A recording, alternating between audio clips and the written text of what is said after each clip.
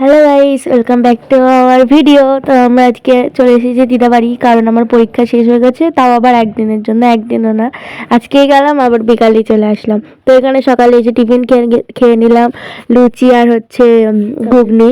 তারপরে দিদার জন্য একটা মালা বানিয়ে এনেছিলাম, মালা গাচ্ছিলাম, যে কটা ফুল ছিল ওইগুলো দিয়ে দিদার জন্য একটু ফুল বানিয়ে আনলাম। দিদার আবার ওটা মাথায় আমি দিয়ে দিয়েছি, দেখো। দিয়ে দিদা করলো বিরিয়ানি আর মা করলো মাংস। আর মাসি মাংস খায় না, সেজন্য আলুর দম, ওটা আবার নিরামিষ পাঠে পড়ে। যাই হোক, বিরিয়ানি সব রেডি হয়ে গেছে, এখন আমরা খেতে বসে গেছি। মা এখন খাওয়াচ্ছে গবলুকে। গবলুরও শরীর খারাপ, আমারও শরীর খারাপ, অবশ্যই আমার ভয়েস শুনে বুঝতে পারছে যে আমার কতটা ঠান্ডা লেগেছে। তেমনি গবলুরও ঠান্ডা জ্বর লেগেছে। তো মা এখন ওকে খাইয়ে দিচ্ছে, আর ওদিকে আমরাও খেতে বসে গেছি। মাসি, আমি আর দিদি খাচ্ছি, পরে মা আর দিদা খাবে। তো দেখো, সেট আপ চলছে সব কিছু।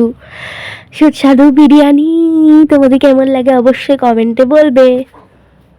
দিদা বেশ ভালোই বিরিয়ানি করা শিখেছে, মাঝে সাঝে গেলেই বিরিয়ানি রাইস তারপরে পোলাও করে খাওয়ায়। তো সবচেয়ে বিরিয়ানিটাই ভালো লাগে, আমারও ভালো লাগে, অবশ্যই তোমাদেরও ভালো লাগবে। ইয়াম্মি আমি একটি সুস্বাদু খাবার, যেটা বাড়িতেও বানানো যায়, কিনেও পাওয়া যায়। হা হা। তো এখানে আছে চাটনি পাঁপড় লাস্টে। এগুলোর পর তো চাটনি পাঁপড় একটু খেতেই হয়, তো আমরা খাই। তোমরা লাইক সাবস্ক্রাইব শেয়ার করবা আর আমাদের পাশে থাকবা। টাটা। তোমরা কারা কারা বিরিয়ানি পাগল জানিয়ে